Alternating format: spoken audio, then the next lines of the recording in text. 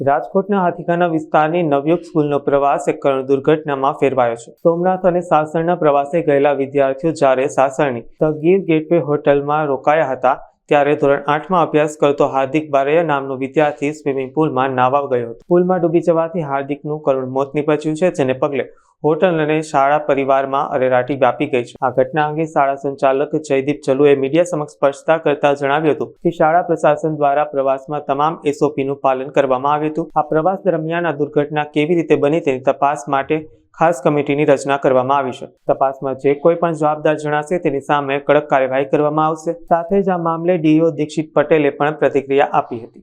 જયદીપ ચલુ, હું સ્કૂલનો સંચાલક છું અને ગઈકાલે સોમનાથ દાદાના સવારે દર્શન કરી અને પ્રવાસ દેવળિયા પાર્ક જવાનો હતો અને દેવળિયા પાર્ક જતા પહેલા દરેક વિદ્યાર્થીઓને જમવાની વ્યવસ્થા ગેટવે રિસોર્ટમાં કરેલી હતી અને ગેટવે રિસોર્ટની અંદર દરેક વિદ્યાર્થીઓને જમાડવાના હતા, પણ ત્યાં કંઈક એવું હતું 50-60થી વધારે બાળકો એક સાથે જમી શકે એમ નહોતા, એટલે ટર્ન બાય ટર્ન જમતા હતા।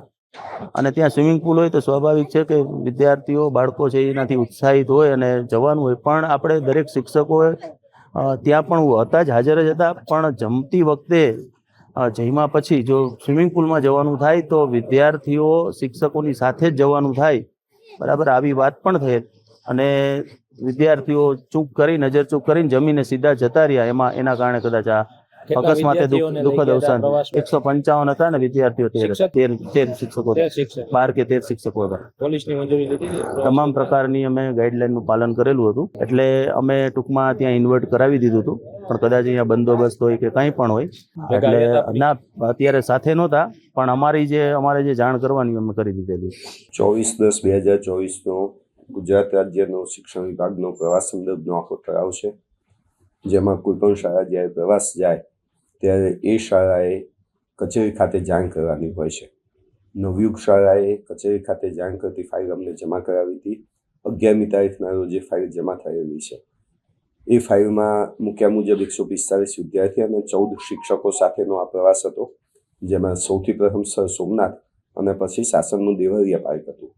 એક દિવસનો પ્રવાસ હતો અને સંચાલક સાથે જ્યારે ત્યાં પ્રાથમિક તપાસ અર્થે પૂછપરછ કરી હતી ત્યારે સંચાલકના જણાવ્યા અનુસાર એ લોકો જમવા માટે સાસણ ખાતેના એક રિસોર્ટમાં રોકાયા હતા અને જ્યાં કેટલાક વિદ્યાર્થીઓ નાહવા માટે, જેમાં નાહવાનું કોઈ આયોજન નહોતું છતાં પણ કેટલાક વિદ્યાર્થીઓ નાહવા માટે સ્વિમિંગ પુલમાં પડ્યા હતા અને એમાં એક વિદ્યાર્થીનું ડૂબી અને દુઃખદ અવસાન થયું છે।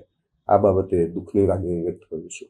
અત્યારે હાલ અમે તપાસ માટેની ટીમ મોકલી દીધી છે। 3 સભ્યોની અમારી ટીમ ત્યાં જઈ અને તપાસ કરશે, જેમાં શિક્ષકો અને વિદ્યાર્થીઓ જે પ્રવાસમાં ગયા હતા એમના નિવેદનો લેવામાં આવશે અને તપાસના અંતે કોની બેદરકારી હતી તે નક્કી કરવાનો પ્રયત્ન કરવામાં આવશે।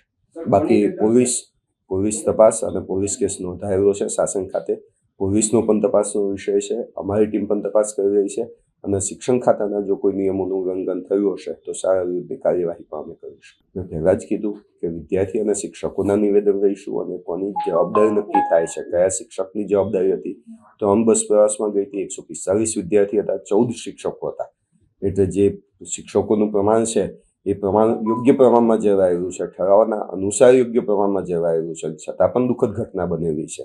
તો આ સમયમાં જે તપાસના અંતે અહેવાલો બહાર આવશે તેમાં જેની જવાબદારી નક્કી થતી હશે એની જવાબદારી આપણે નક્કી કરીશું। શિક્ષકોની જવાબદારી હોય બાળકોને સાચવવાની। સજાની જોગવાઈ જે નિયમોમાં લખેલું હશે, ઠરાવની અંદર કોઈ સજાની એવી જોગવાઈ અત્યારે હાલ નથી, પણ કયા નિયમો એમાં લાગુ પડી શકે છે, શિક્ષણ વિભાગના કયા નિયમો લાગુ પડે છે, એ રીતે સજાની જોગવાઈઓ અમે કરીશું। 24/10/24ના ઠરાવ અનુસાર પોલીસ સ્ટેશને જાણ કરી અને બંદોબસ્ત માગવાનો હોય છે, તો એ માટે પણ શાળા વિરુદ્ધની અમે કાર્યવાહી કરીશું। અમારી પાસે જે ફાઇલ આવી છે એમાં બાળકોનું લિસ્ટ મોકલાવેલું છે।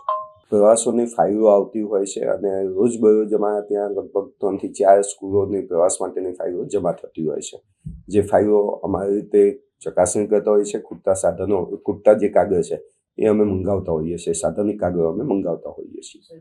જનરલી દરેક શાળા પોતાની રીતે તકેદારી રાખતી હોય છે। ગઈ સાલ પ્રવાસના આ પરિપત્ર ફરી પાછો અમે મોકલેલો છે, ફરીથી એનું રિમાઇન્ડર લેટર અમે આ સાલ ફરીથી કરીશું। આમ તો દર વર્ષે પુનઃ એવા પરિપત્ર કરવાની જરૂરિયાત નથી હોતી, છતાં પણ આ ઘટના બની છે તો સાવચેતીના પગલાં સ્વરૂપે ફરીથી અમે એ જ ઠરાવનો ઉલ્લેખ કરી અને પુનઃ પરિપત્ર કરી દઈશું આજે।